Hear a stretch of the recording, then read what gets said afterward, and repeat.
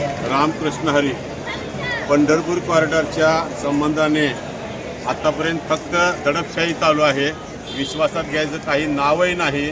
म्हणून आमच्या ज्येष्ठ भगिनी आणि महाराष्ट्र विधान परिषदेच्या माजी सभापती, विधान परिषदेचे आमदार डॉक्टर नीलमताई गोरे यांनी विधिमंडळामध्ये लक्षवेधी मांडली आणि लक्ष वेधून घेतलेलं आहे। त्यांनी अशी मागणी केलेली आहे की 3 मंत्र्यांची एक समिती करा। चंद्रकांतदादा पाटील, त्याचबरोबर गिरीश महाजन, त्याचबरोबर उदयजी सामंत यांची कमिटी करायची आणि त्या कमिटीशी तुम्ही बोलणार का? आमची याला पूर्ण संमती आहे। शासनाने आजपर्यंत आमच्याशी संपर्क साधलेला नाही। अशी ताईंच्या म्हणण्याप्रमाणे जर समिती नेमली तर त्या समितीशी आम्ही बोलू, चर्चा करू, विचारविनिमय करू आणि विकासाचं चांगलं पर्व सुरू करू। कॉरिडॉर म्हणजेच विकास, ज्या अंधश्रद्धेतून सरकारला बाजूला काढण्याची गरज आहे।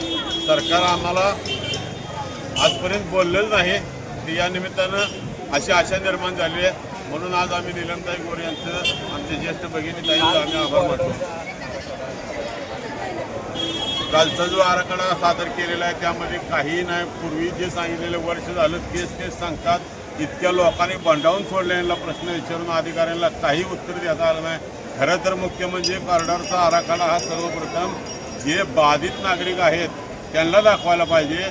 वाटलं तर पांडुरंगाला नामदेव पायरी पुढे आणून दाखवायला पाहिजे। हे तर लांबच राहिलं, फक्त नगरसेवक लोकांनाही दाखवलं आहे। तरीसुद्धा उपस्थित असलेल्या पत्रकारांच्या आणि बाधित बांधवांना हे उत्तरे देऊ शकलेले नाहीत।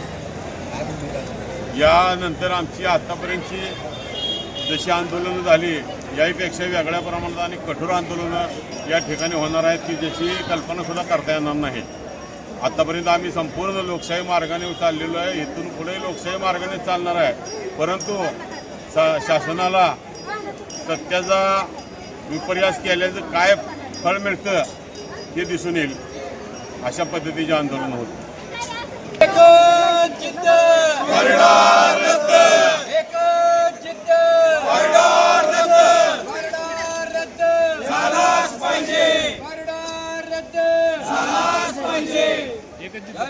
एक